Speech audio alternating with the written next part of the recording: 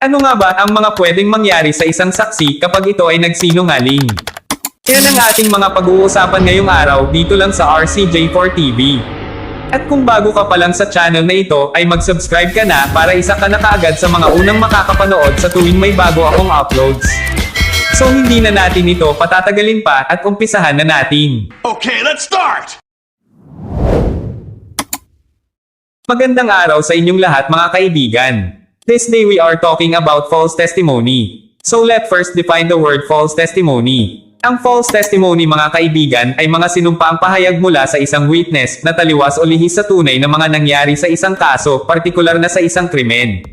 In short, ang false testimony po ay mga pahayag na sumasalungat sa tunay na nangyari sa isang krimen or partikular na kaso. Mayroong 4 na elements ang false testimony. Ayon sa Revised Penal Code of the Philippines, Article 180, ay ganito po ang sinasabi. Ang sinumang tao na magbibigay ng mga hindi relevant at hindi totoong mga pahayag laban sa nasasakdal ay maaaring maging liable sa mga sumusunod. Number 1, there is criminal proceeding. Dapat mayroon paglilitis sa korte na dinidinig para sa mga kasong kriminal. Number 2, that the offender testifies under oath against the defendant. Sinabi lang dito na kung ang offender ay nanumpa sa korte na totoo lamang ang kanyang sasabihin, pero ang mga sinabi niya ay hindi tugma at salungat sa tunay na nangyari, ang mga pahayag na ito ay ituturing na kontra o laban sa nakasakdal. Number 3, the offender who gives false testimony knows that it is false. Ibig sabihin nito mga kaibigan, alam ng mismong nagbigay ng mga testimonya na walang katotohanan ang kanyang mga sinasabi sa korte. At number 4, the defendant against whom the false testimony is given is either acquitted or convicted in a final judgment. Dito naman mga kaibigan, kung ang nasasakdal laban sa kung kanino ibinigay ang mga maling patotoo ay napawalang sala o nahatulan ng pagkakabilanggo, at kung alinman sa mga ito ay nagawa ng isang bulaang saksi, sila rin ay maaaring managot at maparusahan. Ngayon paano naman kung mapapatunayan na nagsinungaling ang isang saksi tungkol sa isang kaso? Ano naman ang mga pwedeng mangyari sa kanya? Ang mga taong nagbigay ng mga hindi totoong pahayag sa korte bilang testigo o saksi ay maaaring makulong. According to the Republic Act 10951 in Section 30, Revision from Revised Penal Code of the Philippines, a person who gives a false testimony shall suffer. Number 1, the penalty of reclusion temporal if the defendant in said case shall have been sentenced to death. Dito sinasabi na pwedeng makulong ang isang nagbigay ng false testimony sa ilalim ng penalty ng reclusion temporal, at kung titignan natin sa chart, ito ay nangangahulugang 12 years to 20 years na pagkakakulong. At ito ay mangyayari lamang kung ang defendant o nasasakdal ay nasentensyahan ng parusang kamatayan. Number 2, the penalty of prison mayor if the defendant shall have been sentenced to reclusion temporal or reclusion perpetua.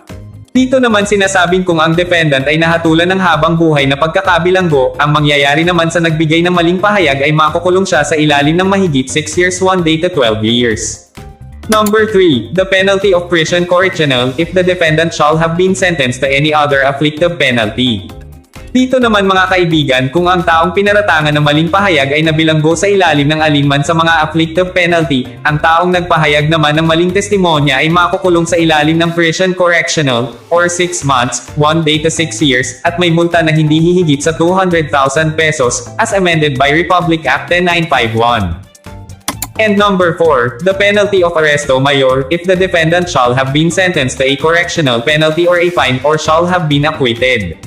Dito naman po kapag ang defendant ay nakulong sa ilalim ng mga correctional penalty or nakapagmulta or na-acquit sa kaso, ang taong nagbigay naman ng maling pahayag ay maaaring makulong sa ilalim ng arresto mayor or 1 month 1 day to 6 months at magmumulta din ng hindi hihigit sa 200,000 pesos as amended by Republic Act 10951.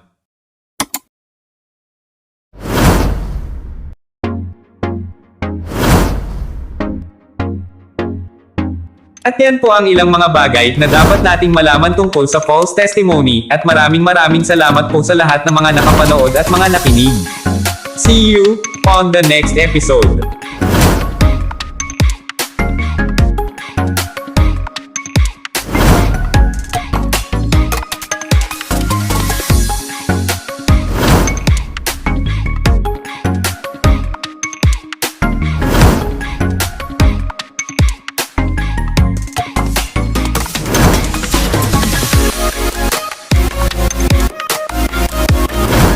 Kaibigan, nagustuhan mo ba ang topic na ito?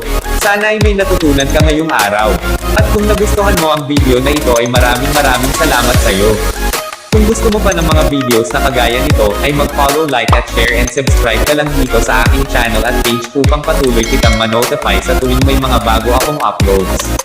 Hanggang dito na lang muna mga kaibigan at mag-iingat kayo palagi. At maraming salamat ulit sa inyong lahat. God bless at hanggang sa muli.